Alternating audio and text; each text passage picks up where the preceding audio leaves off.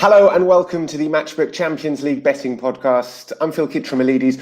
Wherever and whenever you're joining us, you're very welcome along. We're broadcasting live across Matchbook social media channels, Twitter, Facebook and YouTube, and of course available in podcast form wherever you get your podcasts. We're here to look ahead to Matchday 5 in the Champions League. Mark O'Hare and Ian Broadrick joining me as ever. This week, I'm going to stick to my role as host because last week I gave some tips that weren't particularly successful, telling people that they should be interested in backing Dinamo Kiev against Barca. Barca won 4-0, and telling people that over 3.5 goals was nailed on in Liverpool against Atalanta. Atalanta won 2-0. So that's it. My brief reign as a tipster is over, and it's over to you guys for this week at least. We're going to start off with one of the big games of the week. It's Manchester United against PSG. United are top of the group, but it's very tight at the top. If they lose, they could be in trouble on Matchday 6. Let's have a look at the odds and just run through how the market's looking at the moment. Manchester United at 2.93 to win. PSG favourites at 2.53. The draw at 3.56. On the handicaps, you can see that Manchester United draw no bet essentially is 2.05. Paris Saint-Germain 1.81, and then the goal line is over 2.75, which is also available at 1.81. So essentially, if Manchester United don't lose this game, they're in a really strong position. So, brothers, do you think that they're going to approach this to not lose? Yeah, to an extent. I think the match sets up quite well for them, to be honest. I mean, I'm a PSG fan, and fan is probably the wrong word, but I've backed them a number of perennial backer of PSG. Perennial backer. I think when you look at this match, obviously PSG have to win it. We know that, and in that sense, they're going to have to push forward, and they're going to have to win the game, which kind of falls into the lap of Man United, who are best when they're counter-attacking. So the issue I have with this game is that both sides are being so inconsistent this season, especially PSG. It's very hard to have a firm angle on it in terms of what to expect from a betting perspective. You look at the way that Manchester United performed at the weekend against Southampton. They let in two. Well, the second one was a good free kick, obviously, but the first was a relatively soft goal from a corner, and then they come back in the second half. Edison Cavani comes on and turns the match in their favour. He's obviously going to be a huge X factor in this because you don't need to tell me the motivation he'll have to perform against PSG will be off the charts. He's shown that he's got the quality still to perform at this level for me. I think he's surprised me in how sharp and how strong and how positive he's looked in terms of this move. And he really looks like he's got something left to offer. So he's someone who I wouldn't be surprised if we saw him start the game, to be honest with you, the way things have gone. And, on the PSG side, they've got Verratti back now. That's a huge positive for them. We've talked about the fact that their midfield has been shocking this season. And the main reason it's been shocking is the absence of Verratti. Now, again, they weren't good at the weekend against Bordeaux at all. And I thought Verratti looked off the pace. He looked a step slow, which is understandable because he's getting back to match fitness and match sharpness. So, Tuchel took the very unusual step of coming out and criticising the team after that game, which is not something you see that often. And it's perhaps shows how much pressure he's under at the moment in terms of his role and the likely, his chances of continuing in that role. So, but we know that PSG are sensational on their day. We know they've got Neymar. We know they've got Mbappe, Di Maria, who again, has got the motivation to perform against Manchester United in the same way that Cavani has against PSG. There are lots of variables in there. If you really wanted me to pin my colours to a mast, I'd probably say that Manchester United with draw no bet is probably the way that I would lean, getting odds against on that. But there are too many variables for me to get heavily involved with this game, to be honest. Okay, potentially Manchester United draw no bet. It's not often that Brothers goes against PSG, but as you said, that price odds against could be worthy of interest. Mark, echoing Brothers' sentiments, have you got anything a little bit clearer for this game? He's covered almost all the points that I was going to make, but we've kind of come to the conclusion in a different way, if you like, because I probably slightly favour PSG on the draw no bet. And I guess there is a massive danger when you oppose United, especially in this fixture, because we've seen plenty of evidence that United have PSG's number in this kind of circumstance. And albeit the sort of standout fixtures have come in Paris, but even still, there is a danger when you oppose United. However, saying that, they have meandered their way through many matches this season. They have looked defensively suspect many times. They've looked rudderless, but they have that ability to blood your nose when they play in a specific style against an elite team. And they have that pace and counter-attacking ability. But the majority of their standout performances have come away from Old Trafford since lockdown. And you look at the wins against Leipzig and Başakşehir, they are massively flattered by the final scores in those games, particularly Başakşehir, for example, last weekend, 3-0 up by a Fernandes stunner, a goalkeeping clanger and a penalty. They were good, but they certainly weren't exceptional and came under plenty of pressure in the second half as well. Against Leipzig, the game was in the balance for a good hour before Leipzig almost just disintegrated with that high line kind of paying a price. And I think we've seen a different side of PSG in recent weeks, and I think Verratti will be better for the run against Bordeaux, where, as Broadrick said, they were pretty appalling, particularly in the second half, where they just fell off a cliff. And Tuchel was right to kind of put the bullet into them because they were awful. But I saw something different in PSG and how they approached the Leipzig game in terms of they got the goal early, a kind of generous penalty kick, but they almost just asked Leipzig to feel them out and try and open them up, like United did actually at Old Trafford. And Leipzig had no answer for it. And I've rarely seen PSG almost just sit back and just say, "Come on, try and break us down." And they looked reasonably comfortable for most of the match, and that's not PSG's style really. So I do expect them to be well aware of the threats that United pose, but. Again, as Broad has mentioned, the squad and the forward players that they have at their disposal, I'd rather be on their side knowing that what's at stake for them, because the market is trending towards them at the moment. They have got Marquinhos, Kimpembe and Gay back. They were missing against, or the latter two were missing against Leipzig as well. So, I look at that squad and just think, how much is at stake for this PSG team? You could see the relief in their players and their coach at the end of that Leipzig game as well. It's not a strong pick for at all, but I slightly favour PSG. I like it when this happens. You both show your workings and you come to two completely different answers. And we'll find out who's right at around about 10 o'clock on Wednesday evening. But all right, let's move on and head to Group F, where the top two in the group are meeting Lazio and Borussia Dortmund. Lazio 3-1 winners when they met in Rome back in October. Let's have a look at the odds for these two sides. You can get Borussia Dortmund at 1.63 to win, Lazio at 5.1, and the draw at 4.5. On the handicap, Borussia Dortmund minus a goal at 2.03. Lazio with a plus goal start at 1.86. And the goal line is over 3.25 at 1.99, which looks interesting. I said I'm not going to give any tips. I promise I won't. Not this week, not ever again. But basically, these two sides score more or less every single game they play. So goals might be, if someone was, a pro tipster who was very good at this kind of thing, might they be edging towards goals in this game, brothers? Yes, I think that's a perfectly fair angle. I think I would probably, Mark will laugh at this because looking at the goal line, I would probably favour the over 3 line rather than the over 3.25, which is not my style at all, as you know. But I think the issue with this game from a tactical perspective is that a draw could suit both teams. So we're a little bit at the mercy of what happens in the other game. So if Bruges draw or lose to Zenit, a draw sees both these teams qualify for the next round. And so that may have a tactical implication on the match. For example, if stuff's happening at half-time and so on. I think looking at it, Dortmund have been flattered to keep 2 clean sheets against Bruges in the last 2 games. On the face of it, the results have been fantastic, 4-0, 3-0. But Bruges had a ton of chances in those games.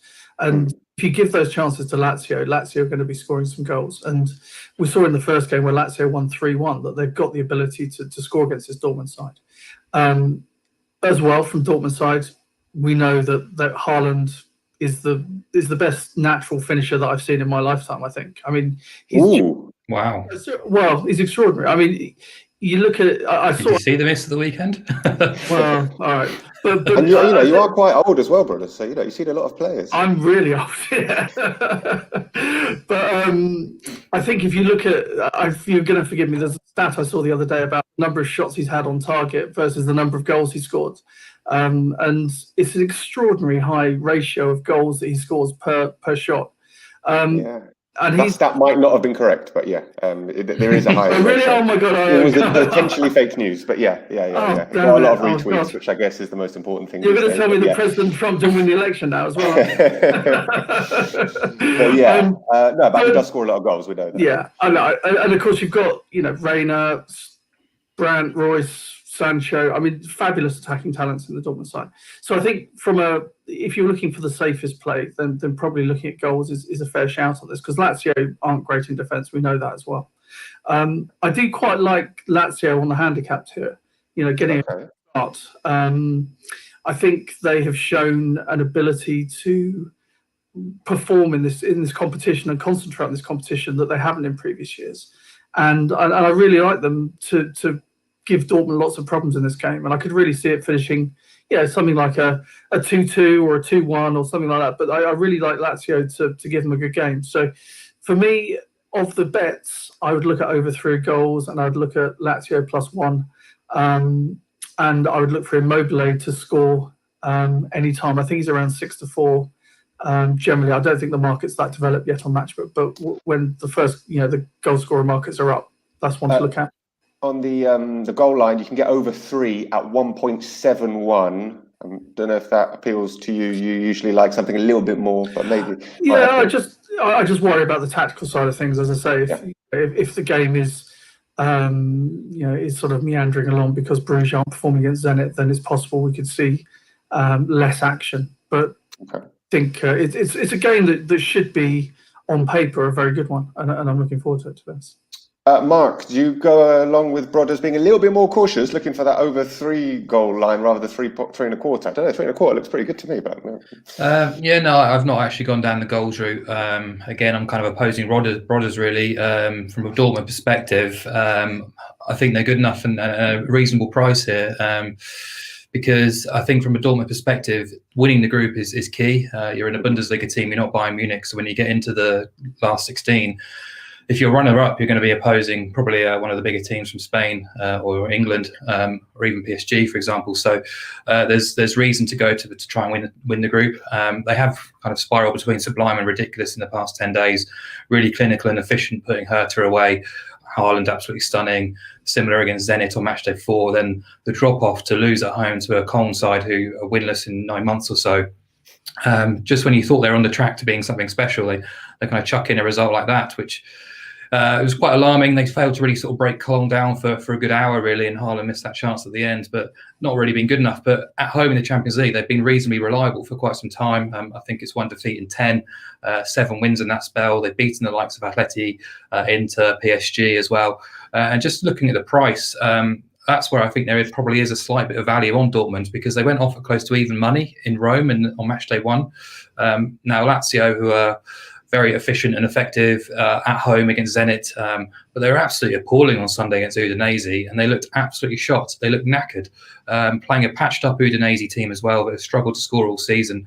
They opened them up continuously, and Lazio actually opened for that game around 1.8 at home to an Udinese side who are traditionally bottom half side in Serie A. So the market doesn't really have too much faith in Lazio at the moment, which I think is potentially a little bit unfair. But just judging by that and seeing what price Dortmund were in Rome compared to what they are this week, kind of stuck out to me. I know Lazio, I'm a big fan of Simone Inzaghi. I think they've proven themselves over 18 months, 2 years or so, that they can compete domestically. They've had a difficult season with injuries and COVID issues as well. They're getting back to pretty much full strength. But as Broadrick says, defensively, they're just coming up short for me. And I think if Dortmund do kind of bring their A game here, I'd rather be with them minus a 3/4 goal handicap around close to 1.8, rather than kind of going down the goals route where the market's expecting 3.5 goals really. So, or just between 3 and 3.5. And, I expect Dortmund to be the sort of major bag carriers if there is going to be a high scoring game. So even if they win just by 1 goal, we're still making profits. But again, it's not a really strong play, but I prefer Dortmund just based on that price they were in Rome compared to what they are this week. Okay, worth pointing out, by the way, I was talking about the over 3 goal line in that game. There is a bit of margin on the site. So I said it's 1.71 at the moment. It will probably be a little bit bigger than that by the time the game kicks off. Certainly after I tipped it. Yes. Right, let's move on and talk about Group D, Liverpool against Ajax. Liverpool might have expected to have had the group wrapped up by now, but last week's defeat at home to Atalanta has complicated things. Let's see the prices for Liverpool against Ajax. You can get Liverpool at 1.71 to win. I think there's been a little bit of movement in that market this morning. Ajax 4.95. The draw at 4.3 on the handicap. Liverpool at -3/4 a goal at 1.84. Liverpool Ajax rather at +3/4 at 2.05, and the goal line here is over 3.5. Of course, Liverpool winning earlier on in the tournament 1-0 in Amsterdam. Mark, what's the play here then? Yeah, well, it's a weird one last week, wasn't it? Because we sort of do our prep and talk about the game, and then the team sheets come out, and basically all your good work and research is kind of chucked up in the air. Because, you know, I admit it, I was pretty pissed off when I saw the team sheets. I thought Klopp went about things the wrong way, and I was really surprised as well with the Atalanta team sheet as well. But you know, he's kind of been talking about conserving fitness and conditioning in his squad, and how playing Wednesday to Saturdays isn't great, whereas in fact that's exactly the same as what Europa League teams have to endure every week. He's also got 5 subs available to him as well. So my thinking was Liverpool would go out, play a strong team, get the game done and dusted within an hour, and make the subs, which is what they did in Bergamo. But it definitely didn't play out that way. They were awful, really, and Atalanta were fantastic. And I think Klopp's very tetchy at the moment. Injury's a big issue. Milner, the latest to add to that list as well. So I can understand his frustration, but I'm just struggling to see where this Liverpool team are right now, because they were fantastic against Leicester and then just played without any sort of verve or intensity against Atalanta. Against Brighton at the weekend, they started really strongly, then faded. I know there was decisions that went against them. I didn't think any of them were really controversial, but even still, they failed to have a shot on target against Atalanta. Produced I think their lowest XG output at Anfield since that metric was introduced as well. And he's given himself a tough task now, because, as you say, they could have been done and dusted, but now he's having to focus on a difficult game against a difficult opponent in Ajax. So, yeah, I mean, if they don't win this and Atalanta do win in Denmark, we're looking at basically 3 teams almost level pegging going into Matchday 6, which is really not a position they expected to be in, you know, a week ago or so ago. So again, just kind of taking closing prices. Liverpool went off around the same price in Amsterdam as they are at Anfield this week when they won that game 1-0. Probably slightly fortunate to win that game 1-0. I think it was the first game without Van Dijk as well, but Gomez was still around. So I'm taking the opinion that the price in the Amsterdam game was probably slightly wrong on review, and probably it's closer to being right this time around. But even still, I want to see the Liverpool team sheet before I get fully invested in this game. But I expect they'll play Matip and Fabinho. Henderson should come back in as well. Still don't know about Thiago, but they've got all their forwards available. So I'm expecting Liverpool to score and have a bit of joy against an Ajax team who do like to get forward, have pace, trickery, counter-attacking ability themselves. But I look at the goal line and see it at 3.5, which does feel quite high considering what's at stake here. So whilst right now I'm not making a strong case, I would slightly lean towards a bit of a nibble on Liverpool to win and both teams to score around 2.75 on the high street, which will be available on Matchbook closer to kickoff. So the reason for that is, you know, the goal line set at 3.5. The market is expecting goals in this game. I can understand why that might be the case, but you know, you're only really missing out on the 2-2 correct score if you back that Liverpool to win and BTTS. If there is over 3.5 goals, I think 5 of the shortest 6 correct scores for over 3.5 goals would see Liverpool win and both teams to score. Plus, you get the 2-1 on side as well, which is the correct score favourite in the market as well. So there's a bit of reasoning behind that, but at the moment it's a kind of sit back and see until we see a little bit more about how these two teams are approaching the match. Okay, Brothers, the goal line, does it seem a bit high to you? Could there be maybe an angle for opposing goals in this game? After Mark has just said he expects there to be goals, but you know, you've been disagreeing all show. So yeah, no, I mean, I actually agree with most of what Mark said there.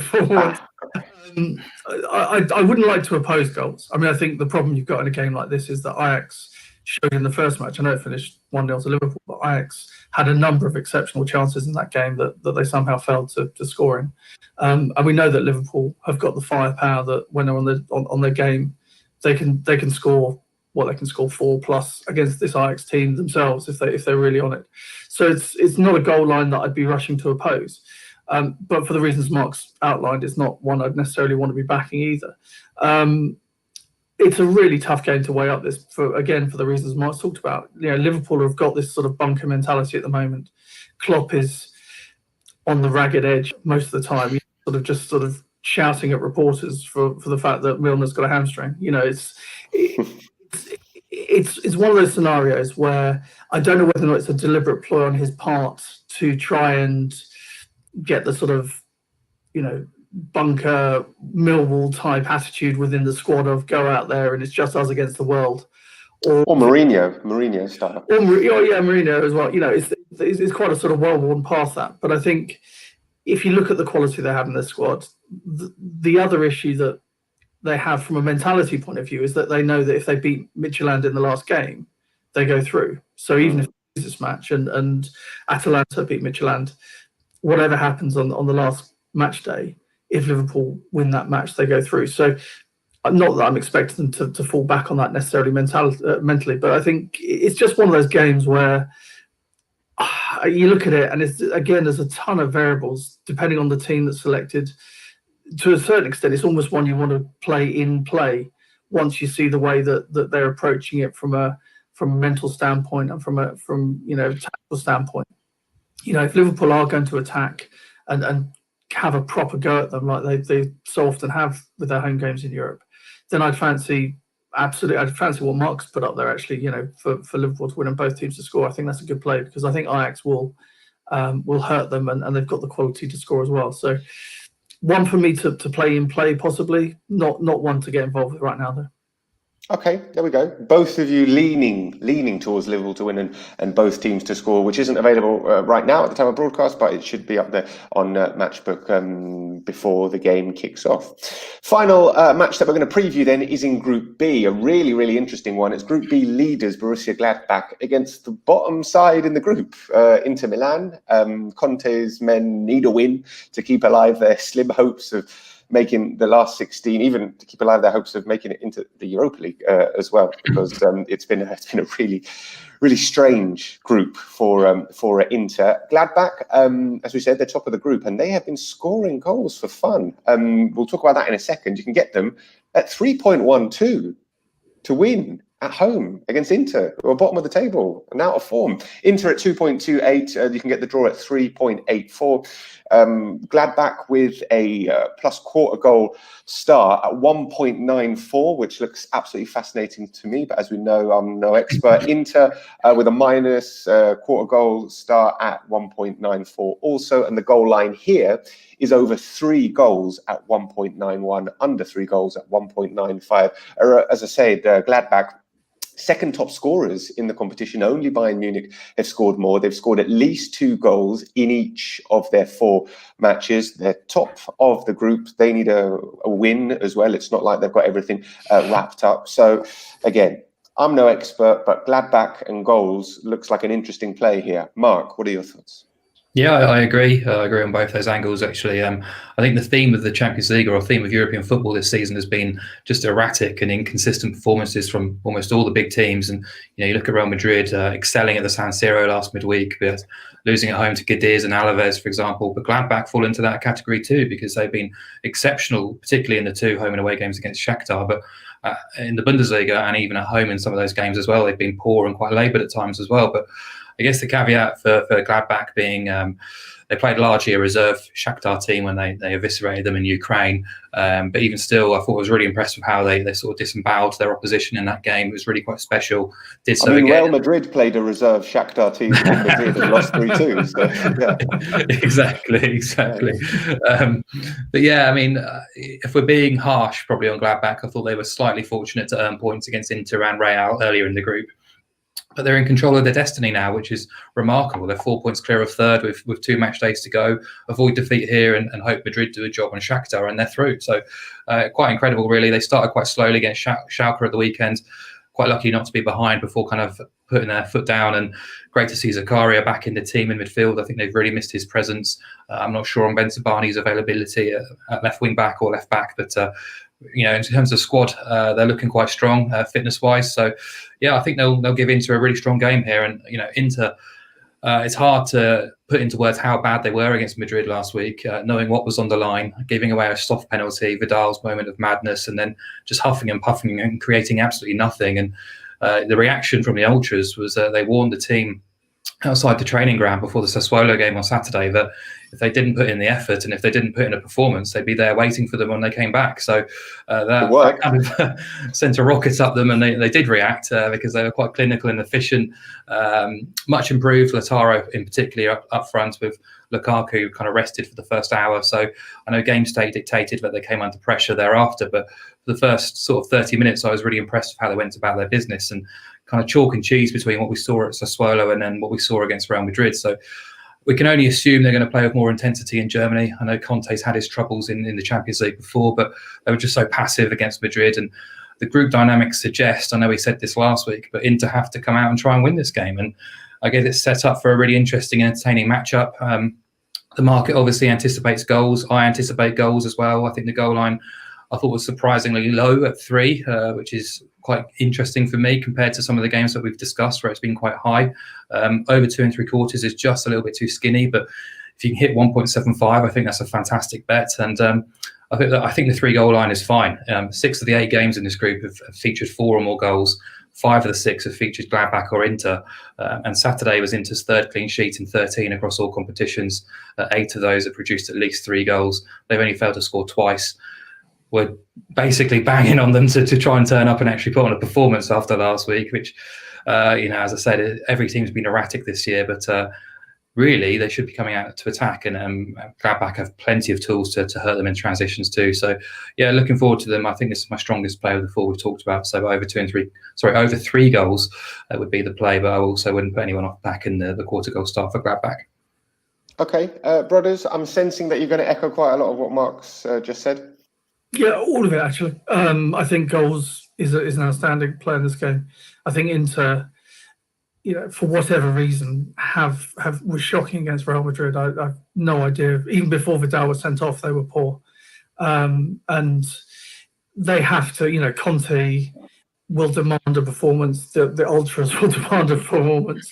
Mark left out. I'd just like to make it abundantly clear, we're not promoting the idea that ultras go and harass the players. We would never no, of course not. Much behaviour on the Matchday Champions League podcast. Thank you. But the fact is they do, and they said they were going to bring baseball bats, so you have to be respectful of that kind of comment from your mental family. Threat.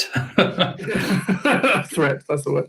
I think, to be honest with you, Mark's covered all the points I was going to. I think you look at the attack that Gladbach have with Player and Thuram, and they have the pace and the interaction to really hurt this Inter defence, who, let's be frank, haven't needed to be that good to hurt in the last couple of months.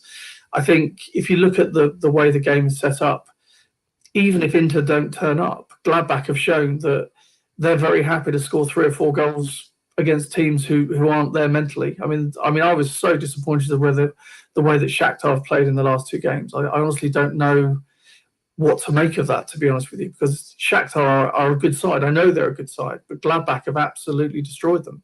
Now, am I underestimating Gladbach? Am I sort of falling into the trap of thinking that they are not as good as perhaps they are?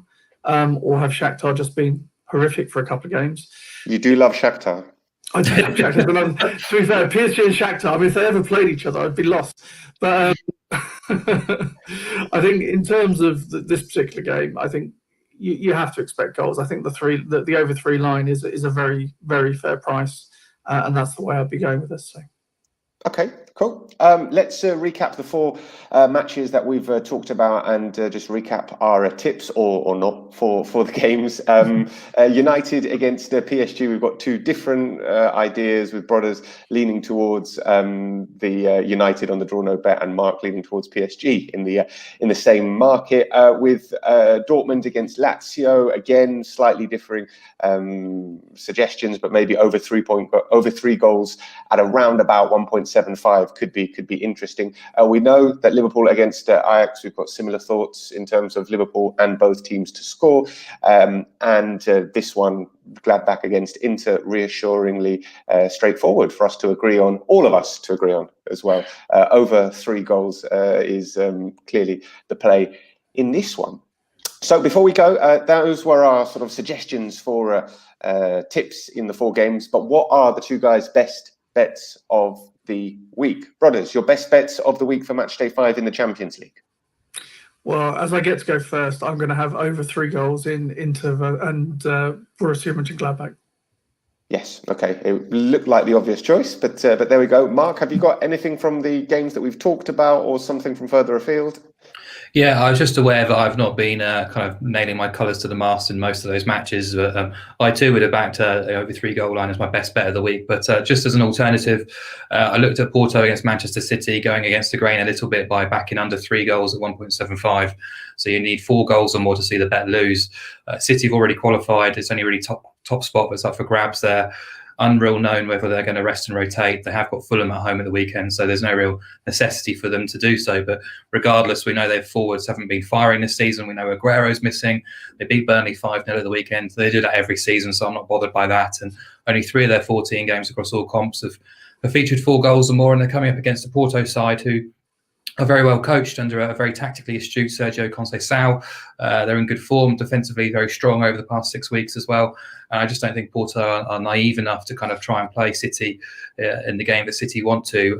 They know themselves that a point will suffice for them to qualify as well before match day 6. So again, there's no real need for them to be playing too adventurously here. And you just looked at what happened last week with City going away to Olympiacos. Yeah, they absolutely dominated the game, but it was only they just seemed so content with the scoreline as at 1-0. So yeah, kind of playing against the group dynamics here by posing goals. I think Porto under 3 goals against Man City around 1.75 is fair enough. Very good. That's nice. I like it when we get something from the other matches that we haven't covered as well on the show. That's it for this edition of the Matchbook Champions League podcast. Thanks very much for joining us. As ever, we'll be back next week to look ahead to the final round of group fixtures. So make sure you join us then.